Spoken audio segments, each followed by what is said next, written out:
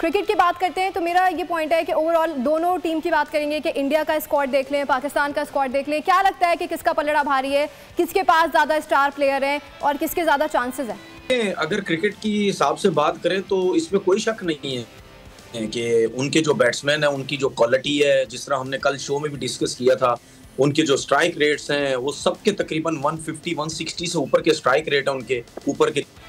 जितने भी हम बैट्समैन देखें, हार्दिक पांड्या उनके जो ऑलराउंडर, उनका स्ट्राइक रेट 141 का है, जो कि हमारे किसी भी पाकिस्तान के बैट्समैन का नहीं है। उसके बाद सिर्फ स्ट्राइक रेट के अलावा उनकी एवरेजेस भी बहुत अच्छी हैं। सबने तकरीबन 100 किए हैं। अच्छा, मैं बहुत जगह पे कुछ चीजें सुन भी रहा हूँ, जाहिर सी बात है नजरों से गुजरती है। अगर हम भी सोशल मीडिया थोड़ा बहुत यूज करते हैं तो कुछ ना कुछ क्लिप्स चीजें तो सामने से निकलती हैं। मैं कुछ क्रिकेटर्स को भी नजर से गुजरे सुना कि जी विराट कोहली नहीं है और रोहित शर्मा नहीं है तो इंडिया की टीम को बहुत ज्यादा एडवांटेज है। इंडिया की टीम को एडवांटेज है विराट कोहली और या पाकिस्तान की टीम को, सॉरी पाकिस्तान की टीम को बहुत ज्यादा एडवांटेज है कि रोहित शर्मा नहीं है और विराट कोहली नहीं है।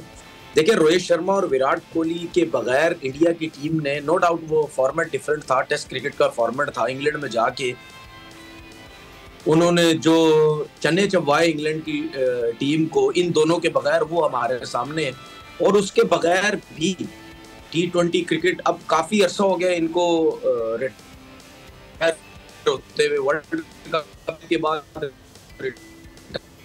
होते हुए के बाद से सूर्या कुमार की, तो मैं समझता हूँ कि उनके बगैर इन्होंने काफी क्रिकेट खेल रही है। अब वो सेटल हो चुके हैं और उनको एक चीज समझ आ गई है कि हम उनके बगैर बहुत अरसे से खेल रहे हैं, हम T20 फॉर्मेट के मैचेस भी जीतते हैं, तो मुझे नहीं लगता कोई इतना ज्यादा।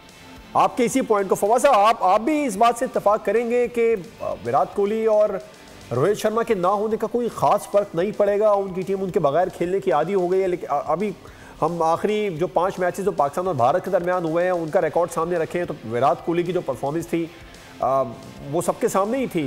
पाकिस्तानी टीम को कुछ ना कुछ तो एज होगा इसका, या आप तनवीर साहब की बात से इत्तेफाक करेंगे?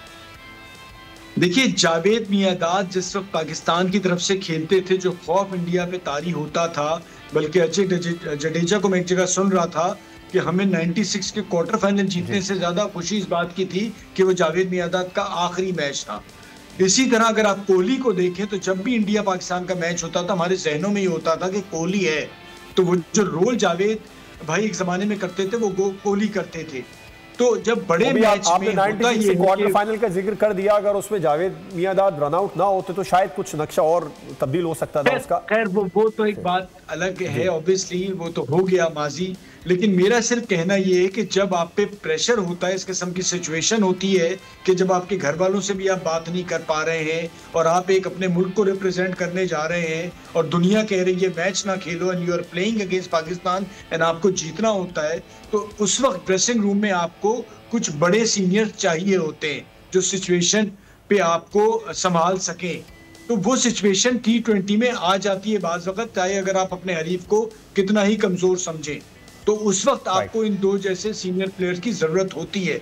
और कहीं ना कहीं अगर पाकिस्तान, उम्मीद मुझे तो है कि पाकिस्तान जीतता है ये मैच, तो वो कमी आपको नजर आएगी। अगर इंडिया बुरा करता है तो वो दो अजीम खिलाड़ी मैं कहूंगा दुनिया क्रिकेट के, उनके ना होना एक बहुत बड़ी वजह बनेगी। ओवरऑल इंडिया की बेहतर टीम है, वो फेवरेट है।